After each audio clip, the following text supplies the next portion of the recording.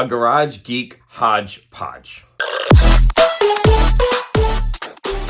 Good morning, welcome to a Sunday morning Garage Geek. I'm gonna film this here in what I'm calling my puzzle room, and it's also my computer room. And then I'm probably gonna film stuff in my garage because I've got to get ready for a show with Gary B, the casual comic guy, but we're going over records and my record collection is in a disarray. So this is a good opportunity for me to get in there and kind of organize. I'm a little bit nervous about the show because it's about vinyl, and I'm vinyl all over the place, so I'm not sure exactly what I'm gonna do. I know it's a comic channel, so should I grab records based on comics, or should I just show all the kinds of albums that I buy? It's a conundrum. I'm gonna figure it out. There was another show that showed Frazetta art album covers. I'm not gonna show any of those because that's been done. And you listen well. You're damaged merchandise, and this is a fire sale. But what I did yesterday is I went to a friend's birthday party, and it started at 6, and it's in Long Beach. And so I left my house at 2, and it took about an hour to get there. There was about a 20-minute space of traffic just to go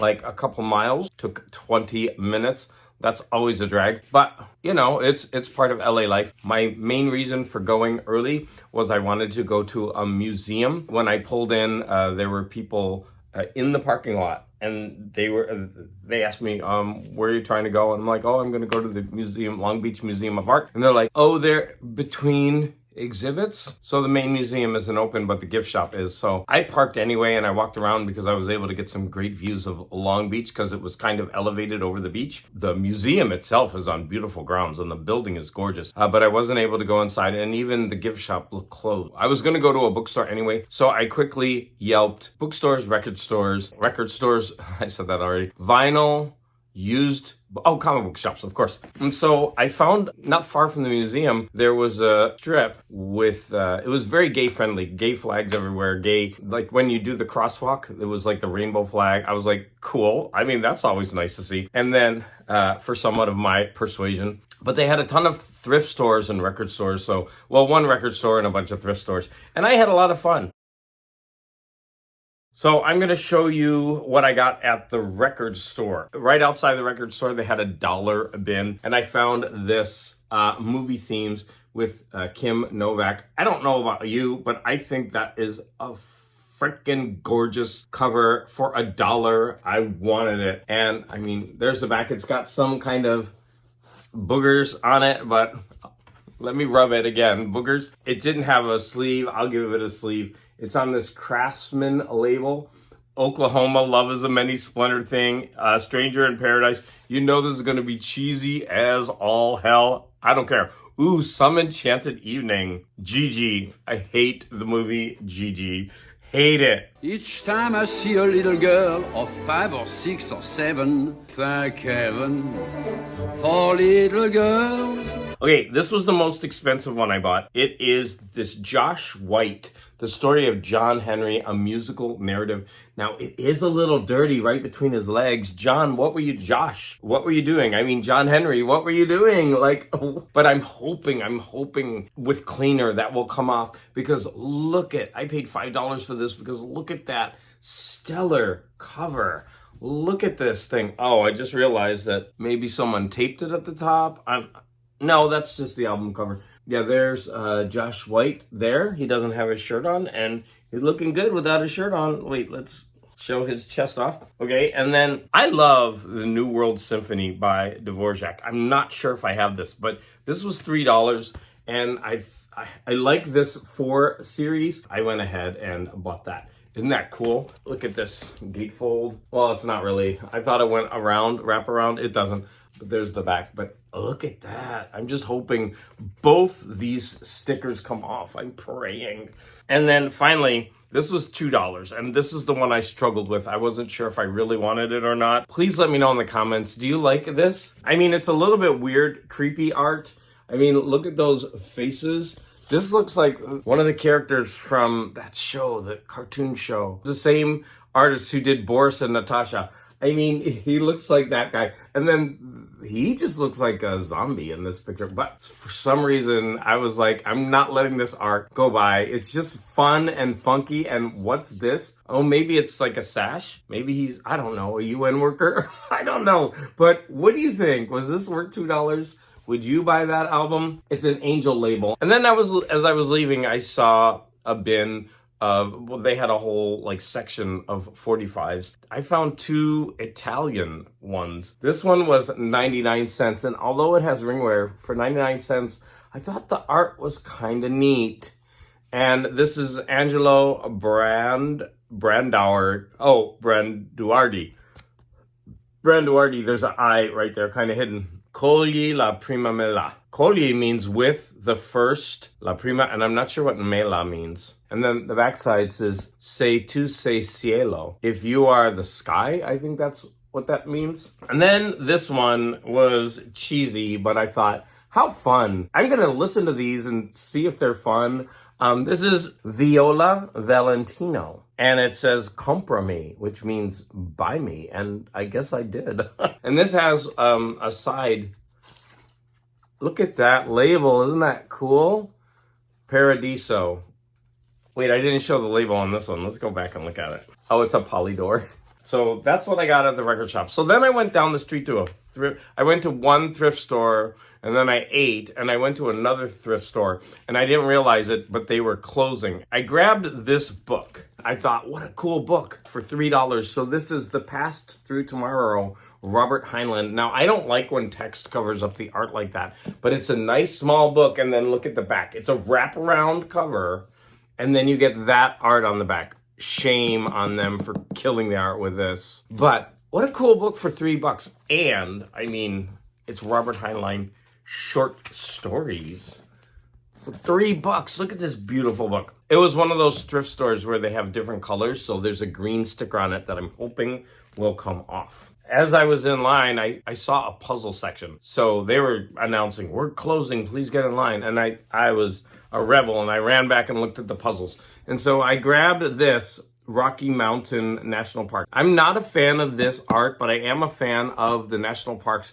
And I've been curious about Boardwalk. I recently bought a Boardwalk used, but I haven't done it yet. And so I didn't want to pass this up. This is only a 500 piece puzzle. I figured I could get this one for my classrooms. I've been doing puzzles in my classroom and on my puzzle channel. I'm going to make a video today about that's going to include the puzzles that I'm doing in my classroom and the progress. But I thought this would be an easy puzzle for the kids because of all the color and the pattern. The one we're doing right now is pretty difficult. It's a 1,000-piece puzzle that is, it's challenging for them. In fact, it was so challenging that I had to get a separate puzzle for the 6th graders, 300-piece puzzle, because the 6th graders would just go up and all they would do is move pieces around and mess it. Like, they couldn't do it. And so I'm like, no. I had to keep the 6th graders away from the puzzle.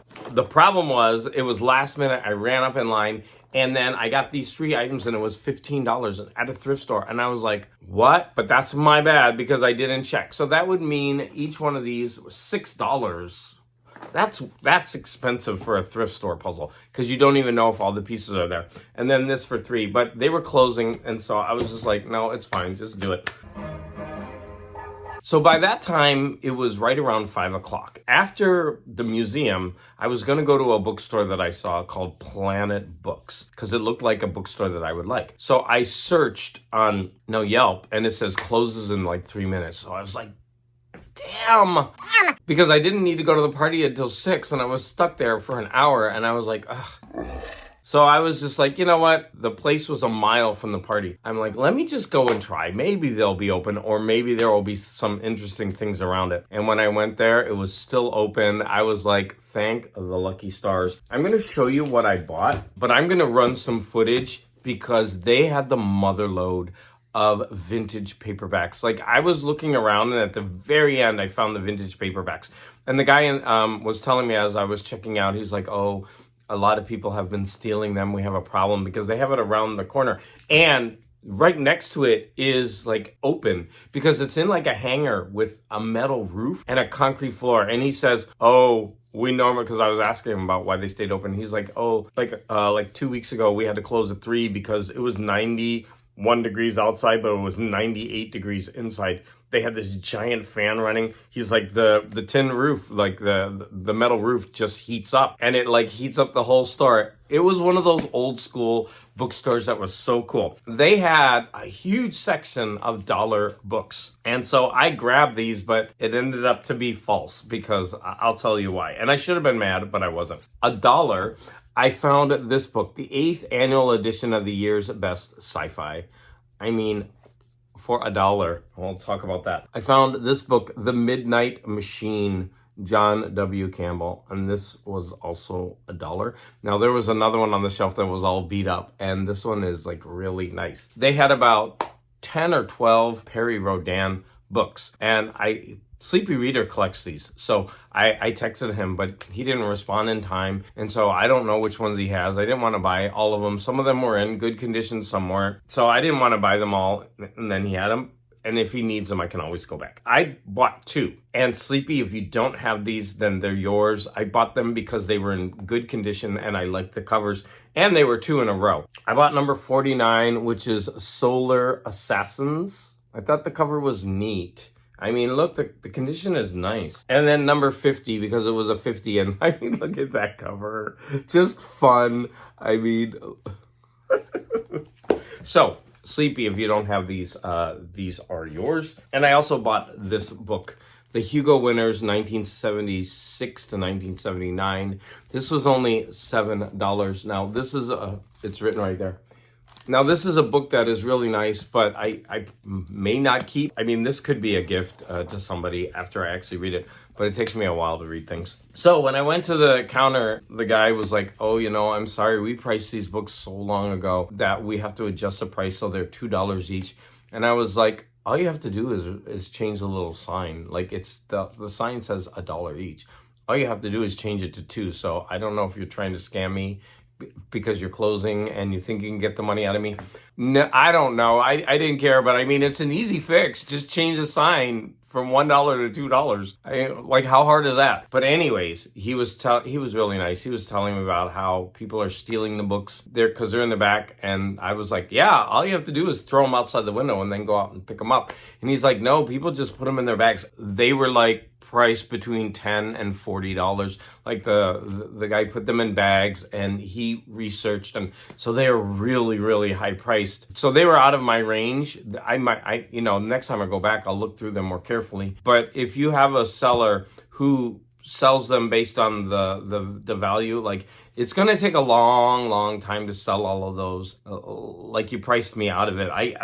But I understand why they need to make their money. Of course, I just think it will take a long time because I think they're putting the top value dollar on these books, but they were gorgeous. Anyways, so these ended up being $2 each and then $7. That was my haul. Now, I want to talk about this book because a new YouTuber I'm following, he lives in Japan and his name is, I forgot the name, but I'll put the link in the description. It's something about being in a cave dweller or something like that. Sorry, I'm really, really bad with names. He was like, hey, if you want to read this book and talk about it, he wrote a paragraph about this book. I bought this one for $7 and it was a whim. And he was like, it was a good buy. He said, this is a trilogy. The original is a trilogy and you can get them all 3 in one volume. And if you'd like to do a read and discussion of this book. And I haven't answered him yet, but I'm like, of course I do. And so that's coming up in the future. So I'm going to start reading this today. So this is the end of part 1.